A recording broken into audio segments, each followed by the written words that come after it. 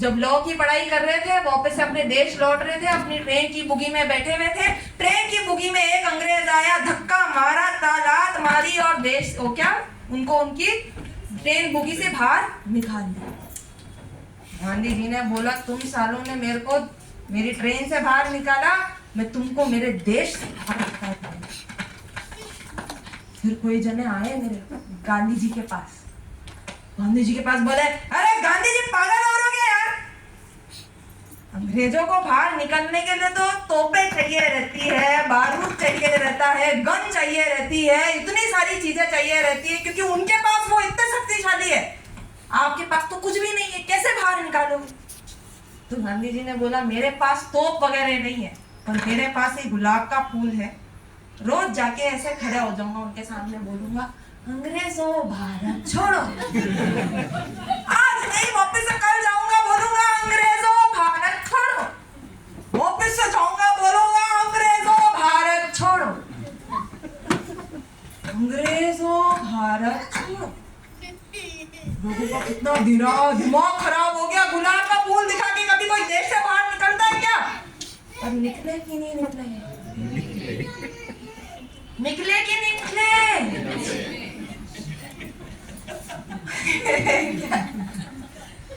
Sunita William, जिस समय महिलाओं को देश से बाहर निकलना, घर से बाहर निकलना अलाउड नहीं था, उस समय वो महिला अंतरिक्ष में पहुंच गई।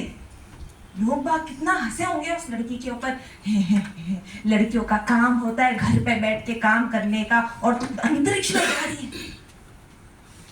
राइट ब्रदर्स, उस समय जब सिर्फ पक्षी हवा में उड़ते थे, उन्होंने बोला मैं इंसान को हवा में उड़ाऊंगा। लोगों ने बोला, हट पागल इंसान, हवा में तो पक्षी उड़ता है, इंसान थोड़ी ना उड़ता है। क्या आज हवा में इंसान नहीं उड़ रहा है? उड़ रहे हैं ना। ये दुनिया का पैटर्न है।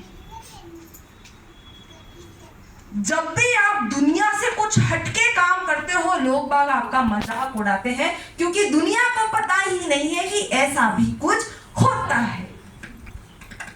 ब्रेकिंग द पैटर्न, जिस भी इंसान ने अपनी लाइफ में वो पैटर्न ब्रेक किया है, उसने अपनी लाइफ में कुछ अमर किया है, कुछ अच्छा किया है।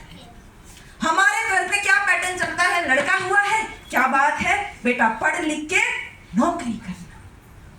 लड़की हुई है, कोई बात नहीं बेटा, पढ़ लिख के शादी करना। यही तो पैटर्न है हमारे घर पे।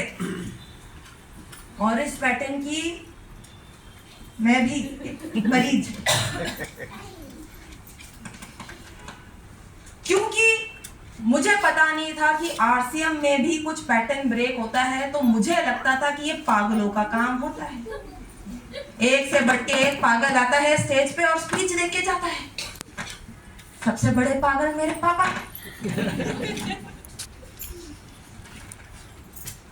ऐसा इसलिए था क्योंकि देखा नहीं था और समझ नहीं था। कैसे दिख रही हूँ मैं आप सब लोगों को? कैसे दिख रही हो अंकल, बताओ। अच्छी दिख रही हो? आपकी बच्ची हो? एकदम सोबर दिखती हो, सोबर। दिख रही हो? आंटी कैसी दिख रही हो? अच्छी दिख रही हो? एक तो सबसे पहले जब से मैं यहाँ पे आई हूँ ना, तब से लोग बाग ऐसे घूर के मत देखो यार। घूरते हो तो ऐसा लगता है दिमाग खराब हो गया है सारे इंसान का। अच्छी दिख रही हो तो हंस के देखो। देख लो, एक बार मैं खड़ी हो जाती हूँ यहाँ पे और सब लोग घूर के देख लो, कैसे बाल बने हुए हैं, कैसे कपड़े पहन रखे हुए, कैसी नाक है, कानी तो नहीं है, सब कुछ देख लो। देख लिया? अब अपनी आंखें बंद करो, आंखें बंद करो, आंखें बंद करो, आंखें बंद करो, करो अंकल, आंखें बंद करो, करो। और एक इमेजिन करो मेरी जैसी लड़की को, जो मेरी जैसी दिखती है, पर उसको इमेजिन करो कि वो गरीब है। एक ऐसी लड़की को इमेजिन करो जिसके पापा मम्मी के पास पैसे नहीं है, और एक ऐसी लड़की को इमेजिन करो जिसकी मम्मी सड़क पे चिप्स बेचती है। एक ऐसी लड़की को इमेजिन करो जिसके बाप के पास 50 रुपए भी नहीं है। कैसी दिखती होगी वो लड़की, कैसी चलती होगी, कैसे कपड़े पहनती होगी, कैसे बाल होंगे, इमेजिन करके देखो। और अब अपनी आंखें खोलो। ये जो लड़की मैंने आपको इमेजिन कराई है ना, ये मैं होती अगर मेरे पापा आरसीएम नहीं करते। ये लड़की मैं होती। कहानी सुनाती हूँ आप लोगों को। मैंने तो मेरे पापा का स्ट्रगल फेस देखा नहीं, क्योंकि जब मैं होश संभालने लगी तब मेरे पापा इस अभियान के करोड़पति थे। तो मैंने तो मेरे पापा का स्ट्रगल फेस देखा नहीं, पर मेरी मम्मी पापा मुझे बहुत बताते हैं कि उनकी लाइफ कैसे हुआ करती थी। मेरी मम्मी सड़क पे चिप्स बेच के पली बड़ी है, और मेरे पापा, जब मैं पहली बच्ची हो चुकी थी तब मेरे पापा के पास जेब में 50 रुपए भी नहीं हुआ करते। मेरे को पापा स्टोरी सुनाते हैं कि उनको एक महीने के लिए सैलरी मिलती थी 750 रुपए। सर, मेरे पापा की सैलरी होती थी एक महीने की 750 रुपए जब मैं हो गई थी, 1 साल की गुड़िया थी। उस समय मेरे पापा मार्केटिंग मैनेजर थे, तो उनको पूरे देश भर में घूमना पड़ता था। उस समय उनके पास जेब में सिर्फ 50 रुपए थे एक महीने के लिए। उस समय जेब में 50, एक महीने के लिए 50 रुपए। यहाँ पे किसकी ऐसी हालत बदतर है बताओ? आप सब लोग उस सारी हालतों से ऊपर जा चुके हो, पर मुकेश कोठारी की हालत ऐसी थी कि जब जेब में 50 रुपए भी नहीं हुआ करते। मेरे पापा को एक महीने के लिए टूर पे जाना था। मेरे पापा सूटकेस लेके, अटैची लेके घर से ऐसे ऐसे बाहर निकल रहे थे। इतना में मेरी मम्मी पाछे पर चिल्लाई, अरे सुनते हो, कहाँ जा रहे हो? मेरे को पता है तुम एक महीने के ट्रिप के लिए जा रहे हो। तुम यार कैसे इंसान हो? घर पे एक छोटी बच्ची है, घर पे वाइफ है, मुझे पता है तुम्हारी जेब में 50 रुपए है, थोड़ी तो शर्म करो। 50 रुपए से 25 रुपए मुझे दे दो। तो मेरे पापा ने क्या किया, 50 रुपए से 25 रुपए मेरी मम्मी को दे दिए। बचे मेरे पापा के पास कितने? 25 रुपए। 25 रुपए मेरे पापा के पास बचे, और उस 25 रुपए से मेरे पापा ने महीने भर का टूर किया। रातों दिन खाना नहीं खाया, और सोते थे मेरे पापा ट्रेन के बाहर, जो शौचालय होता है उसके बाहर अखबार लगा लगा के, बदबू में जीते थे। पर कुछ था नहीं उस समय, तो करना पड़ता था मेरे पापा को। बहुत संघर्ष देखे मेरी फैमिली में। मैं उस संघर्ष की लड़की हूं, पर आज मैंने सोना नहीं पहन रखा हुआ, गले में कुछ पहन नहीं रखा हुआ, ऐसा कुछ भी नहीं कर रखा हुआ जिससे आपको ऐसा लगे बहुत पैसा है। फिर भी मुझे देख के ही आप पता लगा सकते हो कि मैं एक रईस की बेटी हूं। देख के पता लगा सकते हो कि मेरे पापा के पास पैसा है, क्योंकि पैसा दिखाना नहीं पड़ता, पैसा बोलता है। आज मैं आपको पैसा कैसे कमाते हैं वो नहीं समझाने आई, मैं आपसे मेरे मन की बात करने आई हूं, क्योंकि मैंने आरसीएम देखा है। तो मेरे से बात यहां से नहीं निकलती, यहां से निकलती। अब ये आपके ऊपर है कि आप मेरे से कितना ले जाते हैं, आपके ऊपर है। चालू करो? चालू करो? मजा नहीं आ रहा है? चालू करो? Very good. शुरुआत से पता था आज मेरी लाइफ में जो कुछ भी है आरसीएम की वजह से। एक छोटे छोटे बच्चे को भी पता रहता है कि मेरे मम्मी पापा क्या करते हैं। मुझे पता था मेरे पापा आरसीएम करते हैं, तो मुझे पता था कि आज मेरी जो भी लाइफ है आरसीएम की वजह से। मेरे पापा मम्मी की जो स्कूल की फीस हुआ करती थी वो 5 रुपए प्रति साल हुआ करती थी, और मैं 5 लाख रुपए नीचे से पढ़ी, 5 लाख रुपए नीचे से पढ़ी नहीं। इस आरसीएम की वजह से अंजलि कोठारी को बहुत सारी अपॉर्चुनिटीज मिली। मैंने बिट्स पिलानी में पढ़ाई की, उसके बाद मैं न्यूयॉर्क चली गई पढ़ने, फिर मैंने बॉम्बे में काम किया। मैंने न्यूयॉर्क जब गई थी पढ़ने के लिए, तब मैंने फैशन कम्युनिकेशन का कोर्स किया था। मैंने भी मेरे घर पे एक पैटर्न ब्रेक किया था, क्योंकि मैं एक राजस्थान की लड़की हूँ, जो उस राजस्थान की लड़की हूँ जहाँ पे लड़कियों को बाहर निकलना अलाउड नहीं होता है, घूंघट में रखते हैं। और उस राजस्थान की लड़की हमारे घर में पहली लड़की थी जो देश से बाहर चली गई थी पढ़ने के लिए। तो मेरे पापा मम्मी को बहुत प्राउड था, उनको लग रहा था कि जब आएगी तो बहुत धमाके करेगी। पर मेरे दिमाग में धमाका क्या था? जॉब करेंगे। क्योंकि मुझे आरसीएम से नफरत थी। मैंने कभी भी नहीं सोचा था मेरी जिंदगी में, और ना मेरे पापा ने कभी मुझे फोर्स किया कि बेटा तेरे को आरसीएम करना है। मैंने कभी भी नहीं सोचा था कि आरसीएम मेरे लिए करियर पैटर्न बनेगा। और आज मैं कहाँ खड़ी हुई हूँ, कहाँ खड़ी हुई हूँ? आरसीएम के स्टेज पे।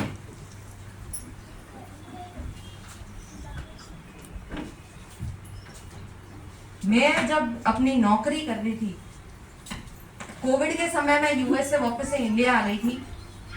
इंडिया आके जब लोगों के पास नौकरी नहीं थी, जब लोगों को नौकरी से बाहर निकाला जा रहा था, लोग मर रहे थे, फैमिली मेंबर्स की डेथ हो रही थी, लगातार बहुत सारे ऐसे किस्से हो रहे थे हमारे देश में जो बहुत गंदे किस्से थे। कोविड का समय बहुत बुरा था हमारे देश के लिए। उस समय मेरे को 4 कंपनी से ऑफर थे उस समय, क्योंकि मैं बहुत अच्छी यूनिवर्सिटी से पढ़ के आई थी। मेरे को अच्छे से याद है, जब मैं 4 यूनिवर्सिटी मेरे पास 4 ऑफर्स थे जॉब्स के, तो मैं मेरे पापा मम्मी के साथ बैठ के चाय पी रही थी। जब चाय पी रही थी तो मैं पापा को बोल रही थी, पापा एक अच्छी नौकरी कैसी होती है, मैं कौन सी नौकरी सेलेक्ट करूं और एक नौकरी में क्या देखना चाहिए। पापा ने बोला, बेटा देख, ये सब कुछ मुझे तो नहीं पता, तू 2 साल नौकरी करके देख ले, मुझे पता है कि क्या होने वाला है। मेरे को कुछ समझ में नहीं आया उस समय कि मेरे पापा क्या बोल रहे हैं, 2 साल नौकरी करके देख ले, मुझे पता है क्या होने वाला है। तो मैं कंटिन्यू हुई मेरी लाइफ की मैं एक नौकरी करूंगी। मैं 22 साल की लड़की अकेले बॉम्बे में रहती थी। कितने साल की? 22 साल की लड़की अकेले बॉम्बे में रहती थी और मेरी स्टार्टिंग इनकम थी 1 लाख रुपीज। मैं काम करती थी फिल्म सेलिब्रिटीज के साथ में एज अ पब्लिसिस्ट। आप जितने भी मूवीज देखते हैं, जितने भी शोज देखते हैं, सारी चीजों को पब्लिसिटी जो करती थी वो मैं करती थी। जैसे शिल्पा शेट्टी यहाँ पे अगर आ जाए, आके आके आके अंकल आपका हाथ पकड़ के बैठ जाए, तो अंकल आपको कितना अच्छा लगेगा, मन में गुदगुदी होगी, ओ शिल्पा शेट्टी वाह। यहाँ पे अगर अनिल कपूर आ जाए, बोला दीना दिन दा, तो सब लोग नाचने लग जाएंगे, दीना दिन दा, दीना दिन दा। ये मेरा काम हुआ करता था। मेरी नौकरी का पहला दिन मुझे अनिल कपूर के घर पे अकेले चाय पीने भेज दी, अकेले। सबके पास हाथ है, हाथ है, ऐसे हाथ ऊंचा करो यार, ऐसे हाथ ऊंचा करो और इसको यहाँ पे रखो, यहाँ पे रखो और पूछो, मेरे साथ साथ पूछो, ऐसे करो ना। जो लड़की, पूछो ना यार, जो लड़की इतनी अच्छी नौकरी करती थी, बॉलीवुड में काम करती थी, वो कभी आरसीएम करेगी क्या? कभी नहीं करेगी। झक से आंसर आएगा, और वो लड़की तो आपके सामने खड़ी हुई है। खड़ी हुई कि नहीं खड़ी हुई?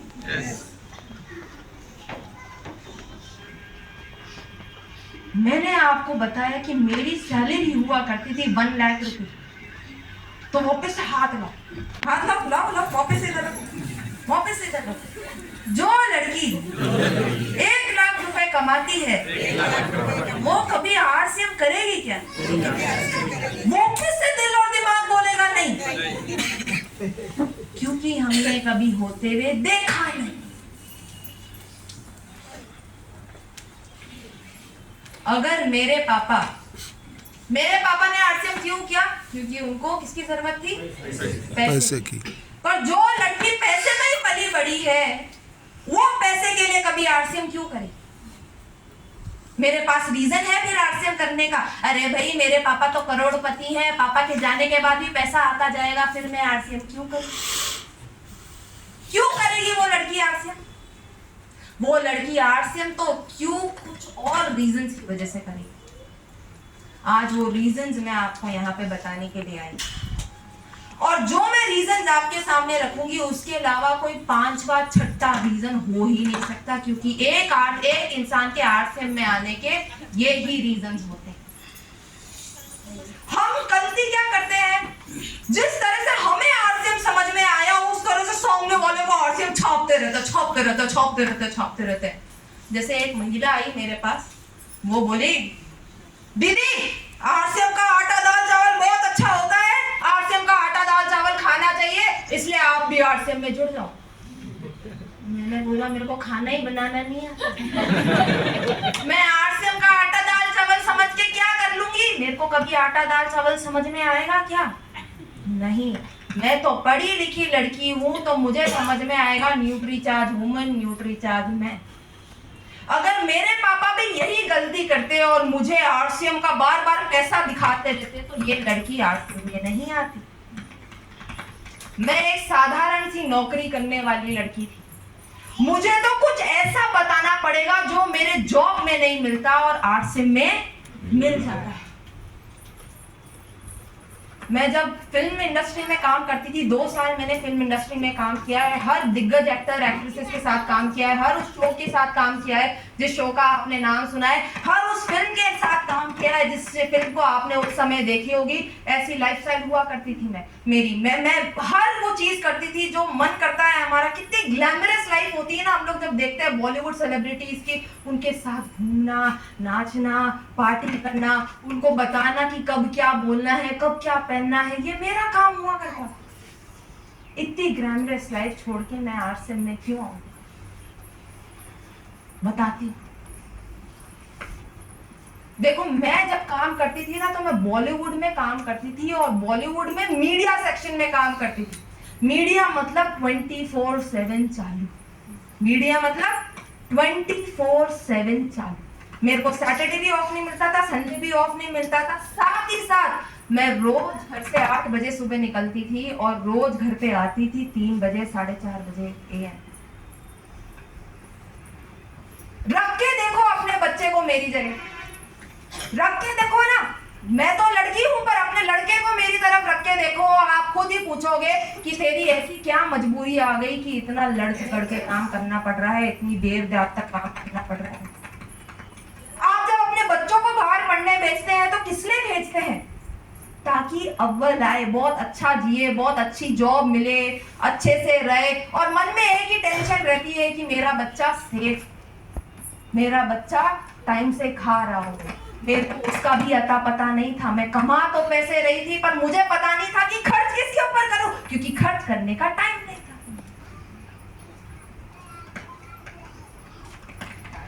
मेरी बॉस डिसाइड करती थी मैं कब उठूंगी, मेरी बॉस डिसाइड करती थी मैं कब कहाँ जाऊंगी, मेरी बॉस डिसाइड करती थी कि मेरे पास कितना टाइम होगा, सोने का टाइम भी मेरी बॉस डिसाइड करती थी।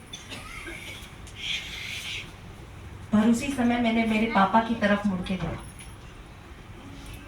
और मैंने देखा मेरे पापा के सामने मैं कितना सा कमा रही हूँ। इतना भी बहुत कम, बहुत ज्यादा हो गया। इतना इतना इतना सा कमा रही, मेरे पापा के सामने मैं इतना सा कमा रही हूँ, और फिर भी मेरे पास टाइम इतना और मेरे पापा के पास टाइम इतना। क्या बोला मैंने? मेरे पापा के सामने तो मैं इतना सा कमा रही, कितना करो ना यार, करो। मेरे पापा के सामने मैं कितना कमा रही हूँ और मेरे पापा इतना ज्यादा कमा रहे हैं, उनके पास टाइम कितना। दिमाग चक्कर खाने लग गया मेरा कि मेरे पापा जो 25 लाख रुपए प्रति महीना कमा रहे हैं, उनके पास टाइम इतना, और मैं 1 लाख रुपए कमाते हुए मेरे पास टाइम कितना। समझ में आ गया उस दिन कि मेरी नौकरी कभी भी मुझे मेरे खुद के लिए टाइम नहीं देगी, और आरसीएम में अगर टिक के 6-7 साल काम कर लिए ना तो टाइम ही टाइम मिलेगा। क्योंकि आरसीएम में क्या होता है, जब आप 6-7 साल अपने खुद के लिए काम कर लेते हो तो आपके नीचे आपके जैसे लोग जुड़ जाते हैं। जब आपके जैसे लोग आपके नीचे जुड़ जाते हैं तो वो कोई काम करते हैं जो आप करते हैं, और वो काम अपने लिए करते हैं, आपके लिए नहीं करते। अभी जैसे मेरे पापा को 25 साल हो चुके हैं, 25 साल आरसीएम में काम कर चुके हैं, स्टार सफायर पिन पे हैं, और मेरे पापा के नीचे आप लोग हैं, और आप लोग अपने लिए काम कर रहे हो, मेरे पापा के लिए नहीं। ऐसा तो नहीं सोच रहा ना यहाँ पे कोई कि हे राम, मुकेश जी के छोटे छोटे बच्चे हैं, हम काम नहीं करेंगे तो मुकेश जी के बच्चे क्या खाएंगे, ऐसा तो नहीं सोच रहे, इसलिए तो काम नहीं कर रहे। जब जब आप अपने लिए काम करते हो तब तब मेरे पापा को इनकम आती है। आप नासिक में बिस्कुट चबाते हो, हमको पैसा आता है।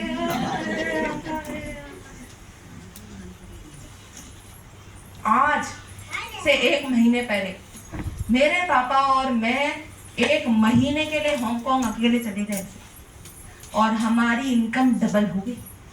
आपका कौन सा ऐसा काम है बताओ मेरे को जहां पे काम नहीं करने से इनकम डबल हो जाती? बताओ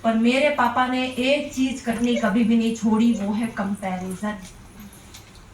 अगर मेरे पापा कंपैरिजन नहीं करते तो अंजलि कोठारी यहाँ पे नहीं होते।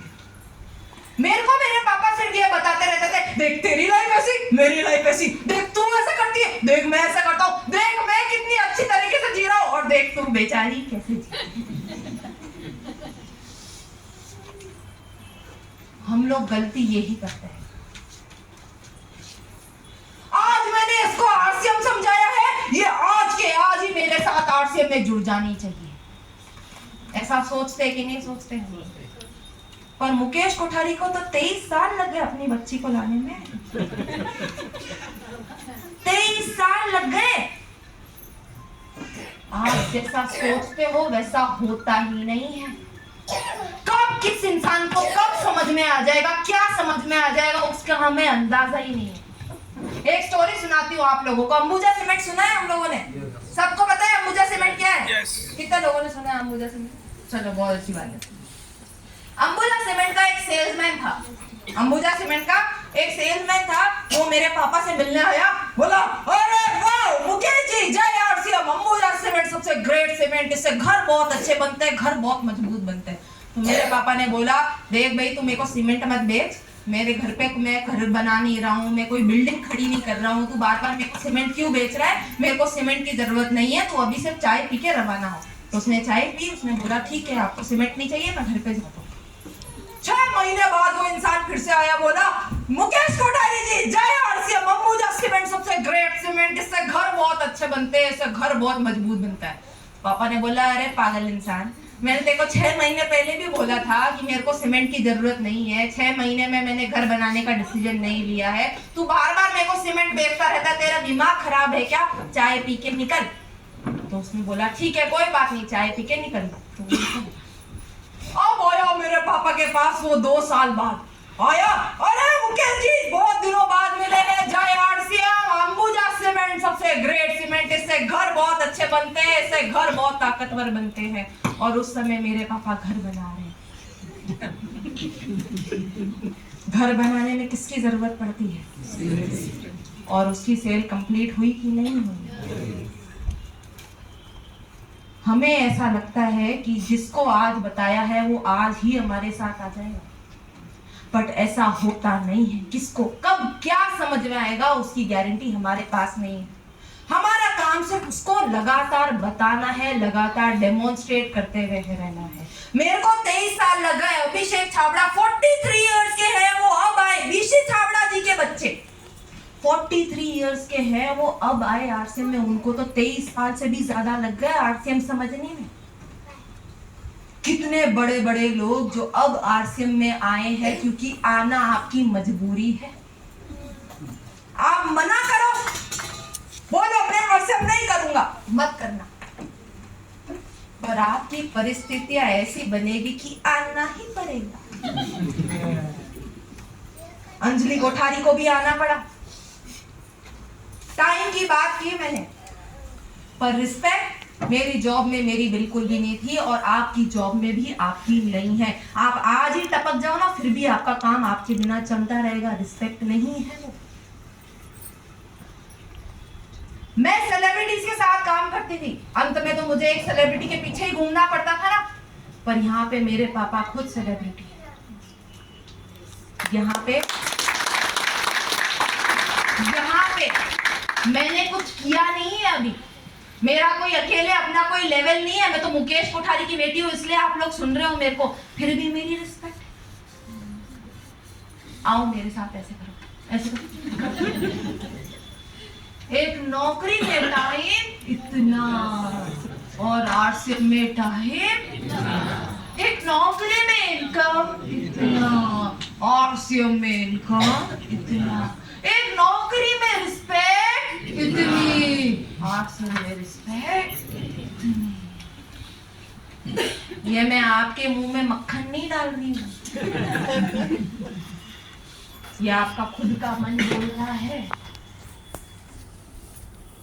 मेरी नौकरी ने मुझे टाइम नहीं दिया, रिस्पेक्ट नहीं दी, इनकम इतनी नहीं दी जितने मेरे पापा कमा रहे थे। और सबसे बड़ी चीज क्या नहीं दी मेरी नौकरी ने मुझे, वो थी सिक्योरिटी। आपकी कौन सी ऐसी नौकरी है जो सिक्योर है? आपकी तो लाइफ कट गई, चलो जैसे तैसे करके आपकी लाइफ कट गई, आपके बच्चों का क्या? आप उसकी गारंटी ले सकते हो क्या? नहीं ले सकते ना। आज एआई का जमाना है, सर बैठे हुए आईटी बोर्ड में बैठे हुए, आईटी से पढ़ के आईटी का वो काम करते हैं। उनको खुद को पता है कि मेरे काम में सिक्योरिटी नहीं है। आज मेरा जो भी काम है कंप्यूटर कर सकता है, एक रोबोट कर सकता है, और ये होने वाला नहीं है, ये हो रहा है। मेरी नौकरी का भी छोटा सा पार्ट एक कंप्यूटर करने लग गया था। मैं कभी कभार एसेज लिखती थी, जो भी आप न्यूज़पेपर आर्टिकल पढ़ते हैं ना, उस न्यूज़पेपर आर्टिकल को लिखने का मेरा काम हुआ करता था। उस न्यूज़पेपर आर्टिकल को लिखने में मेरे को 10 दिन लगते थे आंटी, 10 दिन। एक चैट जीपीटी आया, मेरा 10 दिन का काम 5 मिनट का कर दिया उसने। अंकल आपकी वीडियो ढंग से नहीं आ रही, थोड़ा ऊपर करो।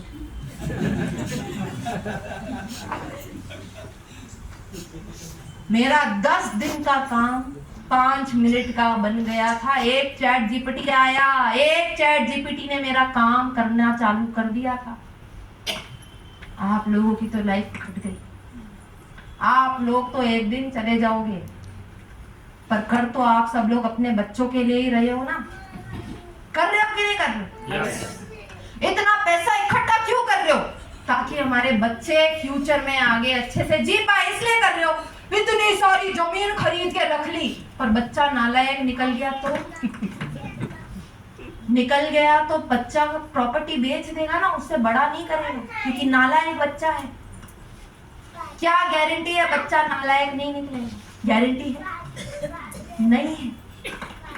और मैं अगर नालायक भी निकलूं ना, तो भी मुझे इनकम आती रहेगी, आती रहेगी, आती रहेगी, आती रहेगी। मुझे काम करने की जरूरत नहीं है आंटी, अंकल, मुझे काम करने की जरूरत नहीं है। और मजे की बात है कि मेरी बाकी दोनों बहनों को भी काम करने की जरूरत नहीं है। उससे भी मजे की बात यह है कि हमारी अगली पीढ़ी को भी काम करने की जरूरत नहीं है। उससे भी मजे की बात है कि मेरे पति को भी काम करने की जरूरत है, क्योंकि मेरे पापा ने इतना कर दिया है हमारे लिए। कुछ करने की जरूरत नहीं है, वो तो आदत से मजबूर है। मेरे पापा की काम करना है तो लगे रहते काम करने के पीछे, बट काम करने की जरूरत नहीं। दुनिया में 2 चीजें होती हैं, एक चीज जो सेंस बनाती है, दूसरी चीज जो सेंस नहीं बनाती, जिसे हम बोलते हैं नॉनसेंस। क्या बोलते हैं? नॉनसेंस। कंप्यूटर वही चीज करता है जिसमें सेंस बनता है। माने अगर कंप्यूटर को बोलेगी कि 2 + 2 क्या होता है, तो कंप्यूटर क्या बोलेगा? 4। पर मैं मजाक के मूड में हूं, मुझे तो सुनना था 22। तो कंप्यूटर वो चीज कभी समझ पाएगा क्या? नहीं, क्योंकि कंप्यूटर को इमोशन समझ में आते ही नहीं है। और जब भी आप बिजनेस करते हो तो बिजनेस लोगों के साथ होता है, लोगों के अंदर इमोशन होते हैं, और डायरेक्ट सेलिंग इमोशंस का काम है। डायरेक्ट सेलिंग कंप्लीट ही नहीं होगी जब तक आप मेरे से बात नहीं करोगे, मैं आपसे बात नहीं करूंगी, हम लोग एक कॉमन पॉइंट पे पहुंच नहीं जाएंगे, तब तक डायरेक्ट सेलिंग होगी नहीं। कभी किसी कंप्यूटर को गली गली जाते हुए देखा है क्या? बोलते हुए देखा है, भाई मुझे पता है तेरी तबीयत बहुत ज्यादा खराब है, ये ले गामा ओरिजिनल ले ले। कभी करा क्या किसी कंप्यूटर ने? नहीं करेगा, क्योंकि कंप्यूटर को तो हिस्ट्री भी चाहिए रहती है, और आप हर दिन हर रोज एक नए इंसान से मिलते हो आरसीएम में। बहुत सारे युवाओं का शौक होता है, मेरे को पूरा देश घूमना है, मेरे को पूरा कंट्री घूमना है, पूरा वर्ल्ड घूम लेना है। आपको पता है, मैं 4 दिन पहले बॉम्बे थी, उसके बाद में मैं कहां पे गई? परभनी में। उसके बाद मैं जालना गई, आज नासिक में हूँ, कल वापस से बॉम्बे हूँ, उसके बाद गोवा हूँ, उसके बाद कोची हूँ, उसके बाद जम्मू कश्मीर हूँ, उसके बाद असम हूँ। मैं तो घूमते घूमते काम कर रही हूँ, और आप एक जगह बैठे काम करे जा रहे हो, करे जा रहे हो, करे जा रहे हो। ये कैसा काम है यार, जहाँ पे सिक्योरिटी है, रिस्पेक्ट है, टाइम है, इनकम है। बताओ मेरे को ऐसा कोई सा भी काम जहाँ पे ये 4 फैक्टर है, बताओ। आओ चलो मेरे साथ करो। करो ना आंटी, करो करो। अंकल छोड़ो यार, ये नीचे। हाँ, एक जॉब में रिस्पेक्ट इतना, आरसीएम में रिस्पेक्ट इतना, एक जॉब में टाइम इतना, आरसीएम में टाइम इतना, एक जॉब में इनकम इतना, आरसीएम में इनकम इतना, एक जॉब में सिक्योरिटी इतनी, आरसीएम में सिक्योरिटी इतनी। आप सब लोग यहाँ पे बैठ के मुझसे जल सकते हो कि आए आए छोटी सी बच्ची हमें समझा रही है। जलते रहो, ये छोटी तो आपकी अपलाइन ही है। जलते रहो। और अगर जलन हो रही है तो अपने बच्चों के लिए भी कर लेना, क्योंकि मेरे पापा ने तो मेरी लाइफ बना दी। अब आप अपने बच्चों को कैसी लाइफ देना चाहते हो ये आपके हाथ में है। और देखना, अगर इनकम आएगी तो आपके बच्चे भी इधर आएंगे ही आएंगे। पैसों को कोई मना नहीं करता। अभी मेरे को बता रहे थे सर कि मेरी बच्ची नहीं मानती, मेरी बच्ची आरसीएम नहीं करती। आपकी बच्ची वेट कर रही है, आपकी इनकम ज्यादा है, ये खुद आएगी, खुद आएगी। क्योंकि इसको पता है पैसे तो इससे ही आने वाले हैं, पेट तो इससे ही भरने वाला है। आएगी, आना पड़ेगा, एक एक जने को आना पड़ेगा। एक एक जने को मैं दावे के साथ कह सकती हूँ, अगर अंजलि कोठारी जो बाहर से पढ़ के आई है, जो 1 लाख रुपए कमाती थी, जो नफरत करती थी आरसीएम से, वो आज आपके सामने खड़ी हुई है, तो कितनी सारी अंजलि कोठारी इस स्पीच को सुनने के बाद आ जाएंगी। आना तो पड़ेगा, आज नहीं तो कल आना तो पड़ेगा। मजबूरी हो जाएगी, जलते रहना मेरे से। इनकम तो मेरी आती रहेगी, आती रहेगी, आती रहेगी, कोई रोक नहीं सकता मेरी इनकम। मैं मुकेश कोठारी की बच्ची हूँ। किसकी बच्ची हूँ? मुकेश कोठारी की। मुकेश कोठारी आरसीएम के इतने बड़े लीडर, बहुत बड़े लीडर।